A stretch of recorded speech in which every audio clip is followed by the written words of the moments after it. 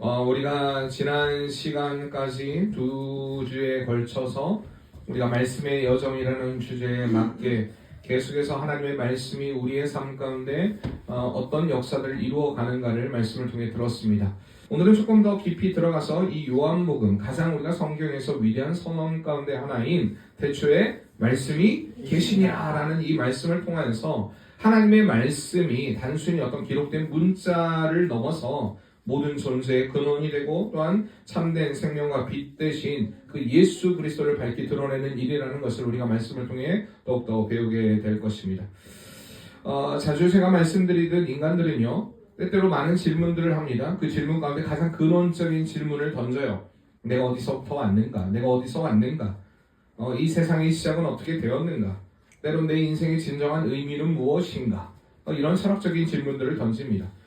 이 철학자들의 질문 이전에도 우리가 좀 성숙을 하고 아이들이 이제 초등학교 때 그저 그냥 먹는 부모님이 주는 대로 먹고 싸고 그렇게 생활을 하다가 어느덧 사춘기가 오면요, 나는 이 땅에 왜 왔는가? 이런 생각들을 해요. 나는 나의 존재에 대해서 내가 또 앞으로 어떻게 살아야 되는가에 대한 생각들, 이런 고민들을 하는 그런 시기를 경험하기도 됩니다. 어쨌든 이러한 모든 질문들 가운데 철학자들은 수많은 그런 이론들을 제시했습니다. 또한 과학자들은요, 우주의 기원, 탐구, 빅뱅 이론과 같은 그런 설명들을 또한 내놓기도 합니다. 여러분, 그런데 이런 모든 시도에도 불구하고 우리의 영혼 깊은 곳까지 채우는 어떤 그러한 답을 주지 못합니다. 오히려 더 갈등을 느끼고 해결할 수 없는 어떤 공허함이 우리에게 남게 된다는 것입니다. 오늘 우리는 그러한 철학적인 질문으로도 또한 과학적인 방법으로도 찾지 못했던 우리가 왜 존재하고 무엇을 위해 또한 살아야 하는가는 명확한 답을 오늘 말씀을 통해 우리가 찾게 될 것입니다. 오늘 요한 사도는요, 인류의 가장 근원적인 질문, 우리가 앞서 얘기했듯이 늘 우리가 어디서부터 왔는가, 또한 이 세상의 시작은 어떻게 되었는가라는 근원적인 질문에 명확하게 답을 제시하면서 오늘 요한복음의 말씀을 열어가고 있습니다. 그래서 1장 1절에 처음 시작이 이거예요. 태초에 말씀이 계시니라. 이렇게 선언을 합니다. 여러분, 이 한 문장이요, 굉장히 위대한 말입니다. 단순히 어떤 태초에 말씀이 계시니라, 인류의 어떤 시간의 어떤 시작만을 이야기하는 것이 아니라 그것을 넘어서 우리의 존재, 우리의 생명의 가장 깊은 근원이 어디서부터 시작되었는가? 그러니까 우리가 생각하는 지금의 시작보다도 훨씬 더 영원 전의 진실을 지금 선포하고 있습니다. 그래서 이 선언은요, 어떤 철학의 담론보다 강력하고 어떤 과학적인 그런 설명보다도 더 근원적인 메시지를 우리에게 지금 전하고 있다는 것입니다.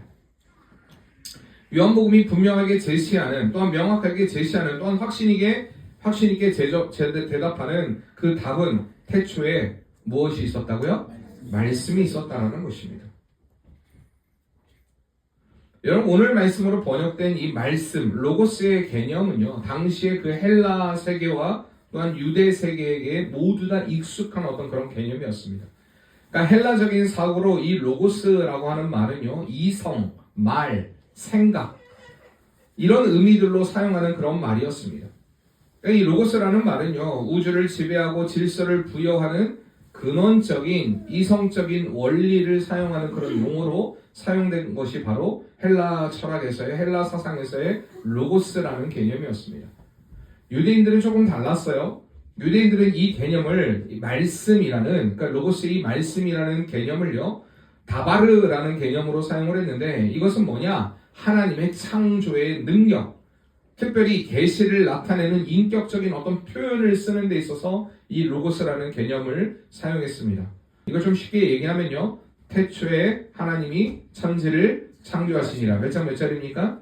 창세기 1장 1절. 그리고 하나님이 만물을 창조하시는데 마지막에 뭐라고 얘기해요? 합니까? 아니, 보기에 좋았더라. 그 전에 보면 말씀하신 대로 다 이루어졌다라고 이렇게 표현하고 있습니다.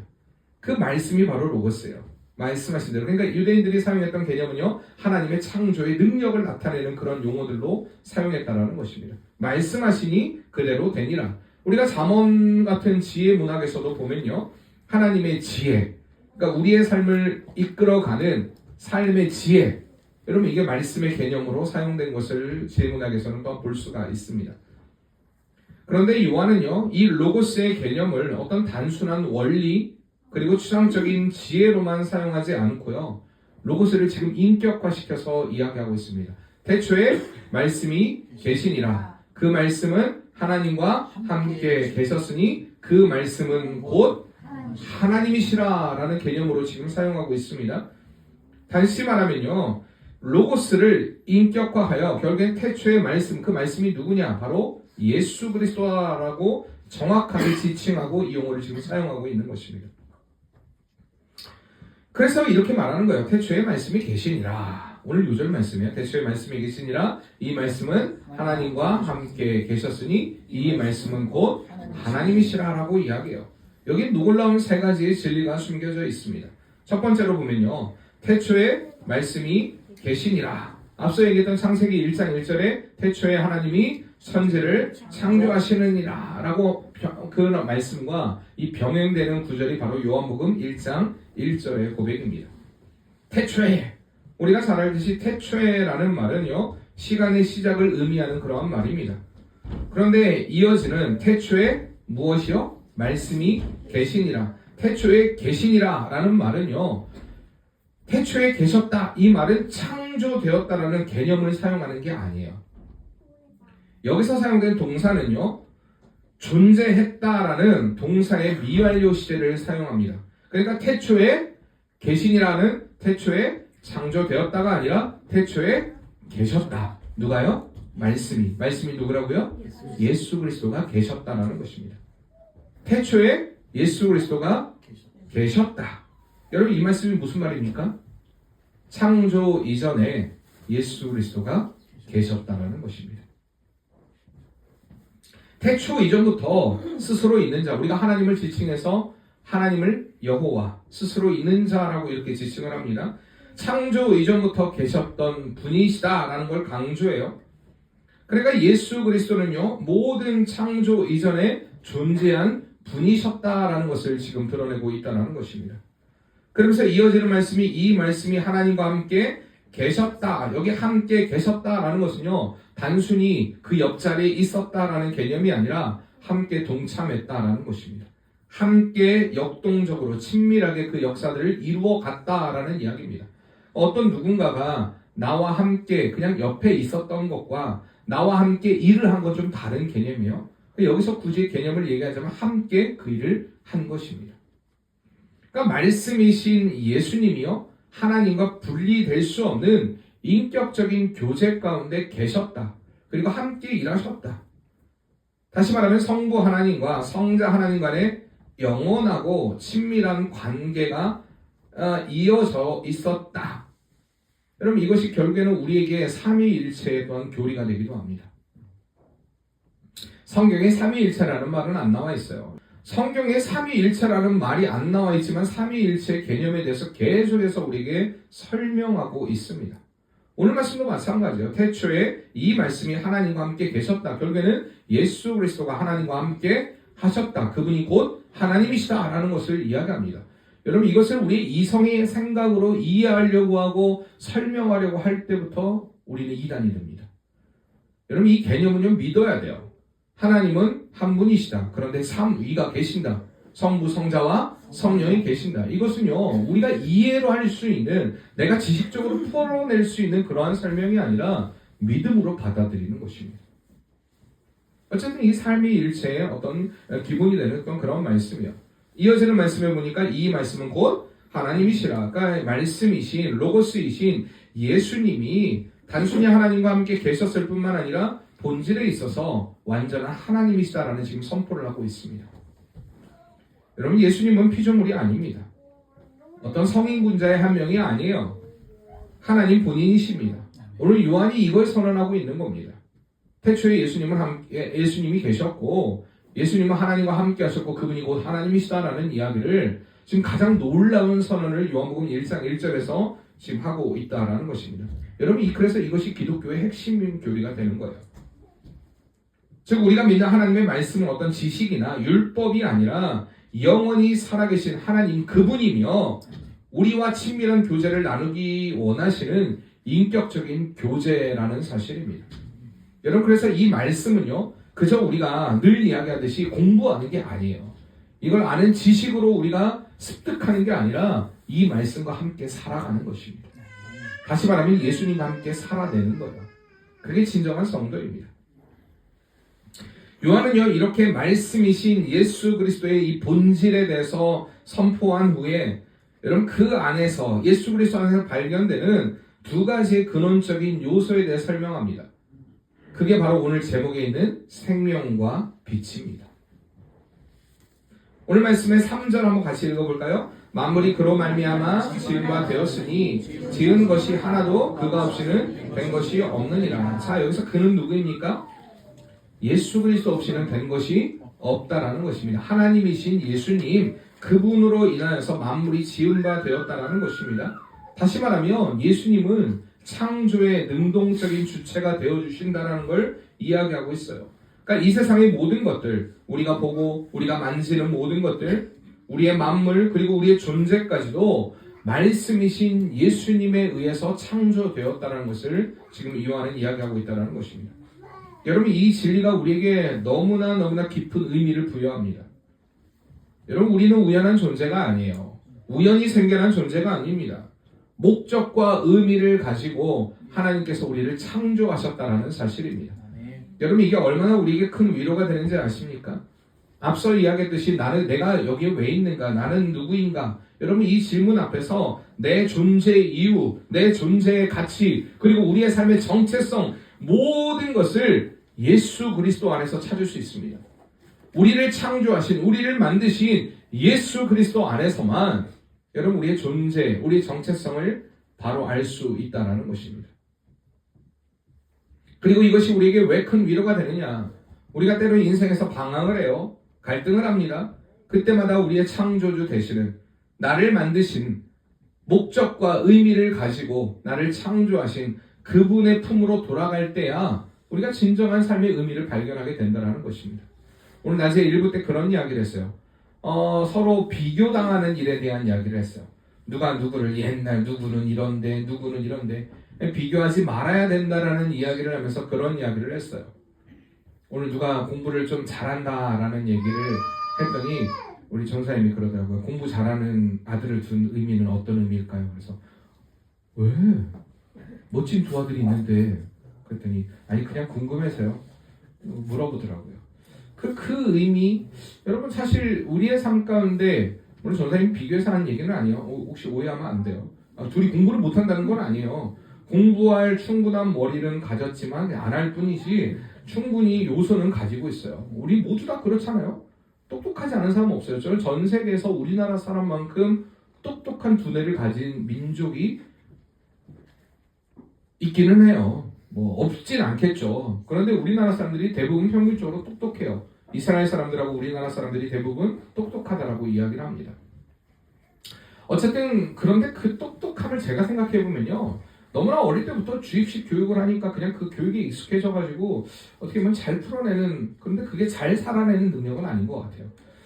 어쨌든 똑똑하다고 이야기를 합니다. 그런데 이 모든 것들, 하나님이 나를 그런 존귀한 존재로 부르셨는데 비교를 하기 시작해요. 우리 정화하고 연하가 둘이 쌍둥이에요. 쌍둥이지만 둘이 달라요. 그런데 만약에 여러분들이 정화야 연하를 바라볼 때 정화야 너는 왜 그러니? 연하는 안 그런데. 이렇게 얘기하면 안 되겠죠. 연하야 너는 왜 그러니? 정화는 안 그런데. 여러분 이렇게 얘기하면서부터 이 두 안에는 시기 질투가 섞일 수 있어요. 그냥 정화는 정화 나름대로 바라보고 연하는 연하 나름대로 바라보는 거예요. 그 안에 가운데 낀 해리는 해리대로 바라보고 서로가 서로에게 바라보는 거예요. 얘는 이런데 너는 왜 그러니? 그렇게 말해서는 안 된다는 이야기입니다.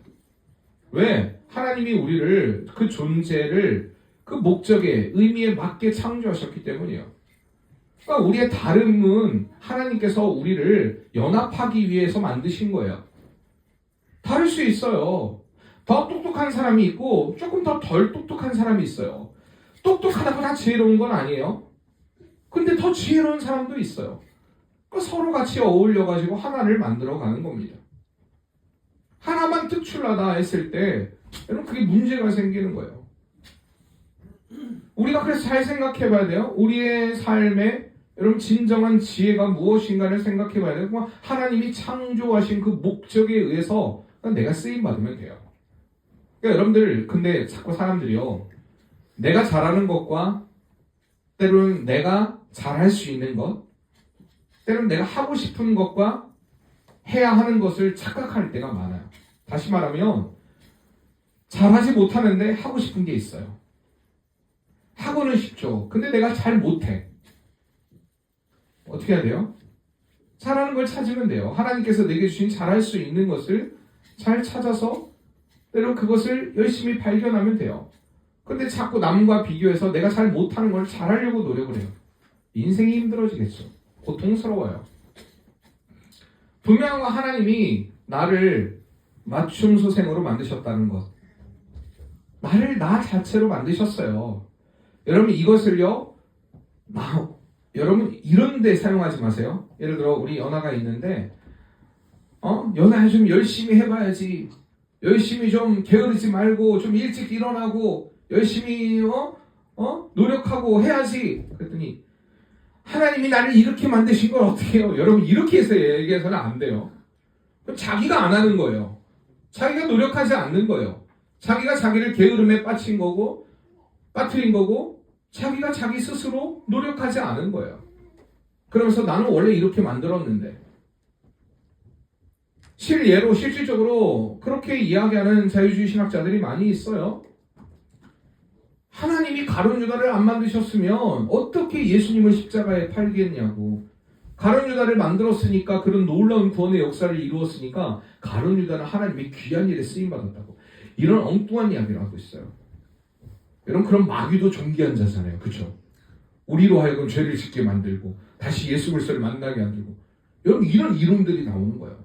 엉뚱한 이야기를 자꾸 해서는 안 돼요. 우리가 그러니까 자꾸 우리의 연약함을 핑계해서는 안 되는데 내 존재가 우리가 때로는 자존감이 낮아질 때 때로는 내가 연약하다고 느낄 때에 다시 주님께로 돌아가는 거예요. 그리고 주님이 나를 존귀한 존재로 만드셨다라는 걸 다시 확인하는 거예요. 하나님이 나를 목적과 의미를 가지고 나를 이 땅에 태어나게 하셨다라는 분명한 삶의 의미, 목적을 찾아가는 게 중요하다라는 것입니다. 여러분 만물이 그로 말미암아 지은 바 되었으니 다시 말합니다. 하나님이 나를 만드셨습니다.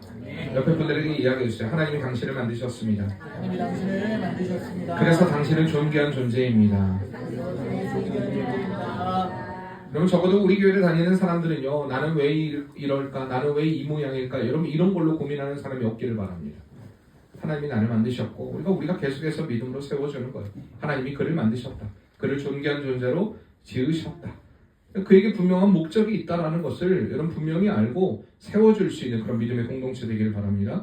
두 번째로 보면요. 그 안에 뭐가 있다라고 얘기합니까? 그 안에 생명이 있다라고 이야기합니다. 여러분 그 안에 생명이 있다. 여기 생명이라는 말은요. 헬라어로 좀 중요한 말이니까 그냥 얘기하겠습니다. 조에라는 말이에요. 조에. 생명이라는 말이에요. 그래서 이 헬라어는 이 세 가지 종류의 생명의 개념이 있습니다. 여러분이 이 원어를 알라는 건 아니에요. 첫째는 비오스라는 게 있어요. 그게 뭐냐면 육체적인 일시적인 생명을 이야기할 때 비오스라는 단어를 씁니다. 그리고 푸시케라는 말이 있어요. 영원을 이야기할 때 푸시케라는 말을 씁니다. 그런데 세 번째로 조에라는 말은요. 영원하고 심적이며 완전한 생명, 다시 말하면 하나님의 본질적인 생명을 이야기할 때 조에라는 표현을 씁니다. 여러분 말씀이신 예수님 안에 있는 조의 생명은요. 단순히 우리가 숨을 쉬는 어떤 육체적인 생명을 이야기하는 게 아니라는 것입니다. 그 생명은 영원히 시들지 않는 생명인데 그 생명은 어떤 생명이냐? 우리 기독교의 핵심이 되는 죄와 사망의 권세를 이기신 생명입니다. 오늘 이것을 얘기하는 거예요. 예수 그리스도가 우리에게 주신 생명은요. 죄와 사망의 권세를 이기신 생명입니다. 그래서 이 생명이 어떤 역할을 하느냐? 우리의 영혼을 소생케 하고 우리에게 새로운 희망과 소망을 품게 하고 우리에게 진정한 기쁨을 가져다주는 하나님의 본질적인 능력이라는 것입니다. 죄로 말미암아 죽었던 우리를 살리시고 그 말씀이 우리를 영원한 천국으로 인도하는 참된 생명이라는 것을 이야기한다는 것입니다. 여러분, 그래서 우리가 예수 그리스도를 통해 이 조의 생명을 얻어야만 우리는 죽음에서 해방이 되고요, 죄와 사망으로부터 해방이 되고 영원한 하나님의 교제 안으로 들어갈 수 있는 은혜를 얻게 되는 것입니다. 여러분, 예수 그리스도가 우리에게 오셨다는, 아까 얘기했잖아요, 말씀이신 태초에 하나님과 함께 계셨고 우리를 만드신 그 하나님이 우리에게 조의 생명을 주셨어요. 죄와 사망의 권세를 이길 생명을 무엇을 통해서 주셨습니까? 십자가의 그 사랑으로 인하여서. 그래서 우리가 그분으로 인하여서만 영원한 천국에 이를 수 있다는 것입니다. 예수 그리스도를 통해서만. 그리고 그 생명은요, 이어서 보면요, 그 안에 생명이 있으니 이 생명은 사람들의 무엇이라고 얘기합니까? 빛이라고 얘기합니다. 여러분, 사람들의 빛, 이렇게 얘기해요. 이 생명이 사람들의 빛이 되며 빛이 어둠을 비추되 어둠이 깨닫지 못한다라고 이야기합니다. 여러분, 사람들의 빛, 여기서 헬라어의 빛이라는 단어는요, 진리, 지식, 거룩함, 이런 구원을 상징하는 그러한 용어입니다. 여러분, 세상은 종종 어둠 속을 늘 헤매는 그러한 인생을 살아갑니다. 왜 어둠 속을 헤매느냐? 죄와 거짓이 난무합니다. 무지합니다. 절망이 찾아옵니다. 혼란이 가득합니다. 여러분, 이러한 상황 가운데 사람들은 길을 잃고 늘 방황을 해요. 그런데 말씀이신 예수 그리스도께서 이 어둠을 걷어내시는 유일한 빛으로 우리에게 오셨다는 것입니다. 그는 우리에게 하나님이 어떤 분이신지, 우리의 죄가 무엇인지, 어떻게 하면 용서를 받을 수 있는지, 우리의 삶의 영원한 생명이 무엇인지를 명확하게 보여주셨다는 것입니다. 우리 인간의 지식으로는 도저히 하나님께 도달할 수 없는데, 우리 인간의 능력으로는 도저히 하나님께 도달할 수 없는데, 여러분, 진리 대신 빛 대신 예수님이 우리의 삶 가운데 그 길을 보여주셨다는 것입니다. 여러분, 그 빛은 우리의 내면을 밝히고요, 우리의 눈을 열어 참된 것을 보게 하며 우리를 어둠에서 벗어나 생명의 길로 이끌어내십니다. 마치 어두운 방에 스위치를 켜면요, 모든 것이 밝아지고 환히 드러나듯이 예수 그리스도는요, 우리의 삶의 어둠을 걷어내고 혼란을 걷어내고 진리를 드러내시는 분이시라는 것을 지금 선언하고 있는 것입니다. 그런데 문제가 있어요. 이 빛이 어둠을 비추되 어둠이 깨닫지 못했다라고 이야기합니다. 5절 말씀이 그렇게 얘기해요. 이 빛과 어둠을 대조하면서 결국엔 빛의 승리를 이야기합니다. 빛이 어둠을 비추되 어둠이 깨닫지 못하더라. 여기 깨닫지 못한다라는 것은요, 단순히 이해를 못한다라는 개념을 넘어섭니다. 이 단어는요, 압도되지 못한다, 극복하지 못한다, 정복하지 못한다라는 강력한 지금 의미를 내포하고 있어요. 여러분, 아무리 강력한 어려움이라 할지라도 작은 빛 하나를 결코 이길 수 없어요. 빛을 절대 이길 수 없습니다. 어둠은 빛이 비치는 순간 분명히 사라지게 됩니다. 여러분, 이것은요, 죄와 사망, 사단의 권세로 대변되는 이 어둠의 세력이 말씀이신 예수 그리스도의 빛이 비춤으로 인해서 결코 그것을 이길 수 없다라고 지금 선언하고 있는 것입니다. 세상의 악과 거짓, 혼돈이 아무리 우리를 위협하고 유혹한다 할지라도 우리 안에 계신 빛 대신 예수 그리스도께서 이 모든 어둠을 물리치고 궁극적으로 승리하게 될 것입니다. 그래서 우리에게 참 희망을 선언한다는 것입니다. 확실한 소망이 됩니다. 그런데 문제는 사람들이 그 주님을 거부한다는 것입니다. 그 주님을 믿지 못해요. 여러분, 그러나 우리에게는 희망이 있습니다. 빛 대신 주님이 우리 안에 들어왔다는 것. 그래서 우리의 삶에 그분이 생명이 되고 빛이 된다는 것. 여러분, 우리가 이것을 믿을 수 있다는 게 근데 얼마나 큰 축복인지 몰라요. 여전히 세상의 사람들은요, 그 어둠에 압도되어서 그 빛 대신 주님을 발견하려고 하지 않아요. 아주 간단한 문제예요. 그 주님 앞에 나아가기만 하면 돼요. 우리가 그렇잖아요. 어두워. 날마다 어둡다라고 우리가 이야기하면 그 어둠이 물러나지 않아요. 가장 간단한 방법이에요. 스위치를 딱 켜는 순간에 빛이 확 들어와요. 여러분, 우리의 삶에 주님은 빛이 되십니다. 그 빛 대신 주님 앞에 나아가기만 하면 돼요. 근데 그러지 않아요. 그리고 늘 우리는 방황합니다. 고민합니다. 갈등합니다. 여러분, 오늘 말씀, 우리 요한복음 1장 1절에서 5절 말씀은요, 우리가 말씀의 여정, 1월의 주제인 말씀의 여정을 걸어가는데 가장 중요한 목적과 이유를 지금 제시하고 있어요. 우리가 왜 말씀 앞에 나아가야 되는가? 말씀이 되신 예수님이 우리의 삶의 생명이고 빛이기 때문에 그 주님 앞에 나아가라는 것입니다. 더 적극적으로 그 주님 앞에 나아가라는 것입니다. 단순히 우리가 말씀을 읽고 묵상하는 것, 단순히 정보를 얻는 것에 그치는 것이 아니라 말씀이신 생명의 근원 대신 이 말씀을 통해서 예수님을 만나고 그분 안에 있는 영원한 생명, 진리와 빛을, 생명과 빛을 경험하라고 우리를 그 자리로 초청하고 있다는 것입니다. 여러분, 오직 예수님만이 생명이고 빛이십니다. 여러분, 이 사실을 우리는 확신해야 돼요. 그래서 우리가 말씀을 통해서 늘 그 생명이고 빛 대신 그 주님을 인격적으로 만나야 됩니다. 여러분, 그러려면 어떻게 해야 되는가?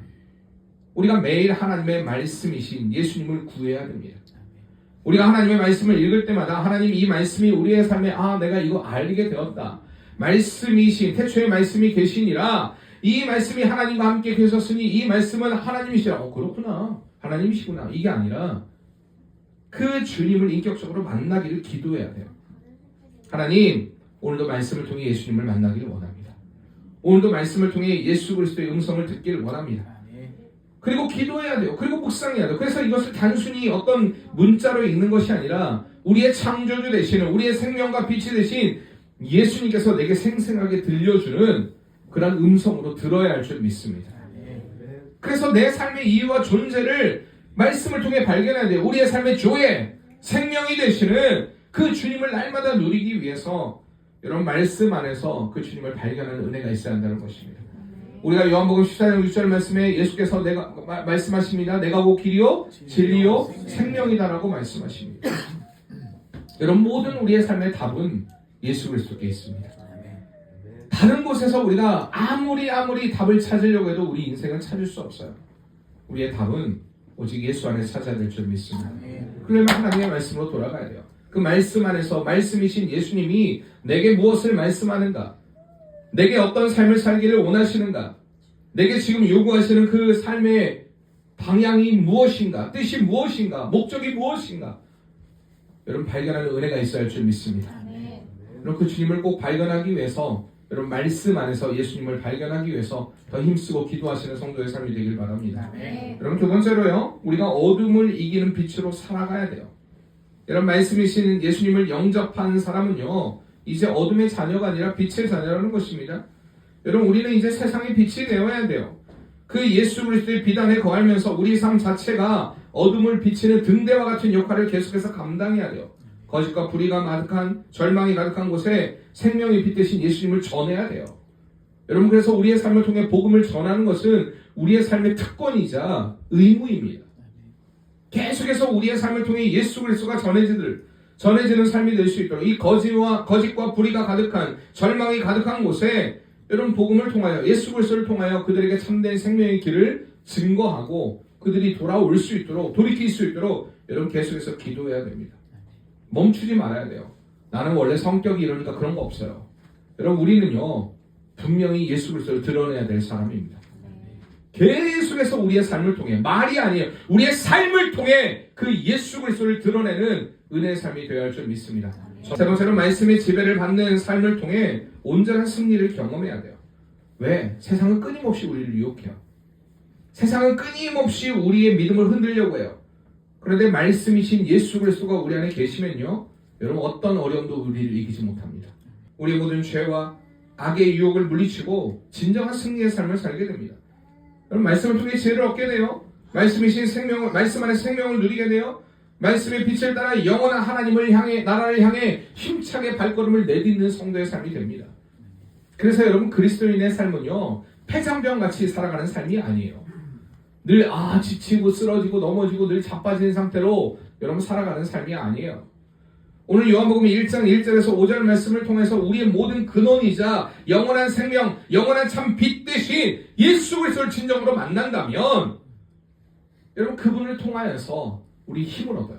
소망을 얻어요. 능력을 얻습니다. 그리고 힘있게 살아냅니다. 주님! 말씀이신 주님! 오늘 내 안에 임하여 주시옵소서. 그 주님의 놀라운 역사가 나의 삶을 통해 나타나게 도와주시옵소서. 여러분, 2026년 우리가 말씀의 여정이에요. 그 말씀의 여정을 살아가는데 여러분이 결단하지 않으면 안 된다라고 계속해서 말씀을 드리고 있습니다. 어떤 분들에게는 이런 말씀이 부담일 수도 있어요.